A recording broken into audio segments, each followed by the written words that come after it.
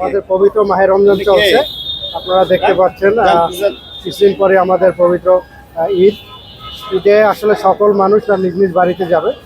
তো এই সময় আমাদের হাইওয়েগুলোতে সাধারণত প্রচণ্ড জ্যাম পড়ে এবং এই জ্যামের উৎসগুলো আমরা খুঁজতে গিয়ে দেখা যায় যে আমাদের সার্ভিস লেন যেগুলো আছে তার অধিকাংশই আসলে অবৈধ দখলদার বা হকার কর্তৃক দখল হয়ে গেছে।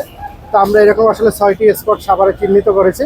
আজ উপজেলা প্রশাসনের পক্ষ থেকে নবীনগর টু আমাদের যেটা চন্ডাল হাইওয়ে আছে সেখানে আমরা অভিযান পরিচালনা করছি। এর পরবর্তীতে অন্যান্য স্পটগুলোতে অভিযান পরিচালনা করা হবে।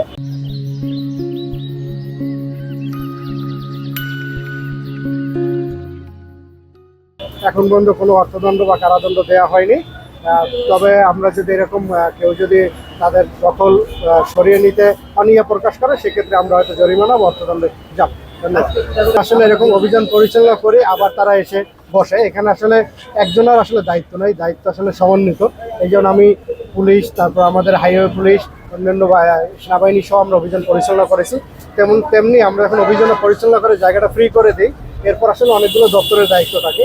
এই জায়গাটা রোডস অ্যান্ড হাইওয়ের দায়িত্ব হলো তার নিজের জায়গা সংরক্ষণ করা, কোনো জায়গায় দখল হয়ে গেলে আমাদের জানানো।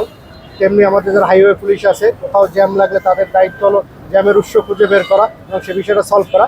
তো আসলে এই জিনিসগুলোতে আমাদের সকলেরই সচেতন থাকা দরকার, সকল দপ্তরের ভূমিকা রাখা দরকার এবং একই সাথে সাধারণ জনগণ এবং রাজনীতিবিদ যারা স্থানীয় রয়েছেন তাদের আসলে ভূমিকা রাখা দরকার আছে বলে আমি মনে করি।